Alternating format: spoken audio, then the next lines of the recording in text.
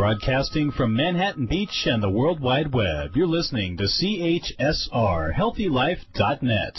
As a service to our listeners, this program is for general information and entertainment purposes only. CHSR, HealthyLife.net does not recommend, endorse, or object to the views, products, or topics expressed or discussed by show hosts or their guests. We suggest you always consult with your own personal, medical, financial, or legal advisor.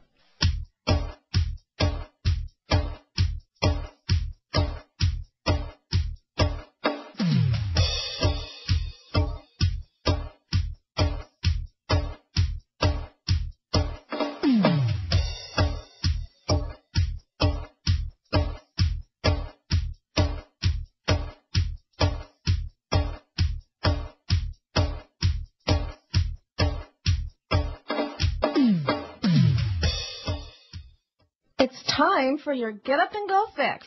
Welcome to Pep Talk. I'm Sharky Zartman, and today we are going to talk about why self-esteem is so important for all aspects of a healthy life, including love and money, and also explore a 5,000-year-old science that is making a comeback in the 21st century. And we will find out what it can do for you now. My special guests are Darrell Knoch, an investor, coach, entrepreneur, real estate authority, and author of a new book, Mastering a Healthy Self-Image. We also have Monica Bloom, an Ayurvedic expert and consultant who has her degree from Kerala Ayurveda Academy in India. First up is Darrell Knoch. Welcome to Pep Talk, Darrell. Hey, Sharky, how are you doing today? I'm doing great today. And so I read your book, and I thought it was so interesting. And you've had so much success in your life, but you had a really rough start when you were a kid. So tell us how you went from growing up in extreme poverty, having a disfigured face, I know you had an accident, a horribly abusive father, to developing businesses that generate billions of dollars. So how did you do that? Well, naturally, just like anything in life, as your mother always used to say, anything worthwhile is worth working for. And so, it did take a lot of work in order to achieve the things that I've achieved in life. But as you mentioned, I didn't have the best of childhood. I grew up, very poor, but I literally, because of that accident, because my face was a little disfigured, I literally grew up with a determination that I was going to be successful in life. And so, in my opinion, that's probably the very first place that I started, was I made the decision, I am going to be successful when I get older and I get out there in the world. And so some of my family would say to me that even as early as 4, 5, 6 years of age, that I would proudly walk around the house and say, I don't care how hard I have to work, I'm going to be rich when I grow up. So I made a determination early on in life. When you were 4 and 5 years old, you were saying that? I was. Wow, good for you. Wow, I'm very impressed. You were a smart kid. Now, you say that the secret to your success is developing an unstoppable self-confidence and a healthy self-image. And obviously, you have done that in your life. But where does a person start if they do not have these attributes? Well, obviously, growing up, literally at age 1, I had the accident that my sister fell on me and crushed my face. And so my father for years told me that I was lazy and that I was never going to amount to anything. So it didn't come from any of that. I think that's a great place to start for parents is, never stop telling your children that they're awesome, that they have all the potential in the world to do anything that they want. Tell them that you love them. Tell them that they're a great human being and that they have a lot to offer the world. So as a parent, you can start that. I didn't have that, so what I had to do was I literally started doing something that I know a lot of people find difficult. It's not an easy thing of what I'm about to say, but it will change somebody's life. It's a very simple thing, but it's a difficult thing, and that is one of the things I started doing when I was young is I literally, I had a crushed face, so I had to look myself in the mirror and convince myself that no matter what my circumstances was, I said, I like myself, I love my life, I'm excited, I'm happy, I'm healthy, and I add brightness to the life of everyone I meet. As a young kid, I started saying that stuff. As I was looking myself in the eyes, I started saying, I like myself, I'm awesome, I can do anything.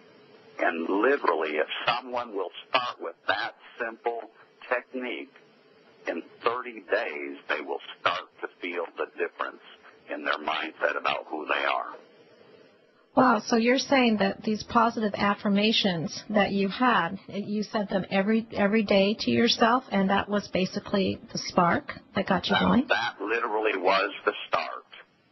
Now, the second half of that was I started reading and listening to every possible motivational speaker, healthy mindset speaker that I could. I literally, over the course of my life early on, listened to more than 50,000 hours of Zig Ziglar, Tony Robbins, Dennis Waitley, Les Brown, all of the great speakers of the world, Napoleon Hill, W. Clement Stone. I immersed myself in the idea that I was going to change my negative mindset, and I was going to really take my life where I wanted it to go. Well, I understand you even walked on those hot coals with Tony Robbins, right? I have. Whoa. Those hot coals barefoot 3 times now. Wow. Now, I've got to ask you, I don't know very many people that have done that. Does it hurt your feet? You're so psyched up that it doesn't affect you. It sounds strange, but I didn't have the first burn. It didn't feel hot. I walked across it. I was so engaged in the mindset of I was going to walk across there, and it was going to be an awesome experience, that I couldn't tell you that I felt any heat on my feet. Wow, that's amazing. Now, you did a lot of this when you were relatively young, starting to boost your self-esteem and really moving in the right direction. Now, there's a lot of people who are middle-aged and even older who are still lacking self-esteem and confidence. Is it too late for them to get started? Absolutely not. Yay. What does it take? Matter of fact, I met with a gentleman last night. He has a 7-year-old son, and we were discussing, things that he could do to help boost his 7-year-old son's self-esteem. And I said, Keith, try this as an experiment for yourself. He's approximately 45 years of age. Okay. He's a little overweight, and he could use some dental work, and I certainly don't. He's a nice man, and I really enjoyed meeting with him, but I said, try this as an experiment for yourself.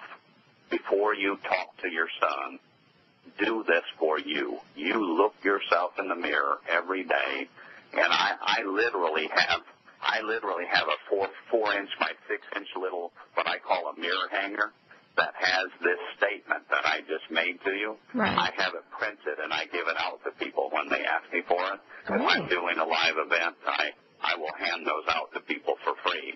And I certainly would be glad to give any of your audience a copy of that. I'd be glad to mail it to them if they'd like. Oh, awesome. That is so nice of you.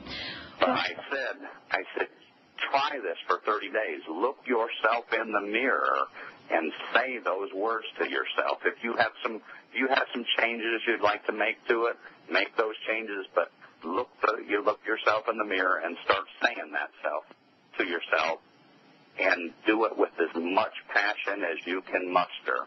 The first time I ever did that, I felt a little silly.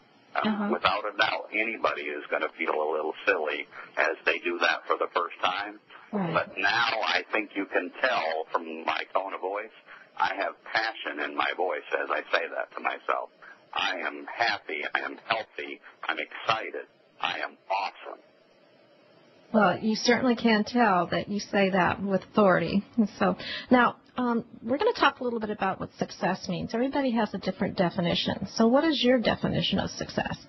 Well, I literally believe that success is a multitude of things. I believe that success is a healthy mind, a healthy body, and a healthy wallet. You have to have all three of those things. If you don't have a good, healthy mind, it doesn't matter how much money you make. You're never going to be satisfied and happy in life. And we all want to be happy. That's part of our ingrained need in life. But I have a little thing that I like to say to people about what success really is. And it isn't being poor. You can't be extremely poor and just overly happy that you're extremely poor. Yeah. But money doesn't mean everything. I know we've said that for centuries, but it took me a while to learn that. I was really ingrained in making money when I was young.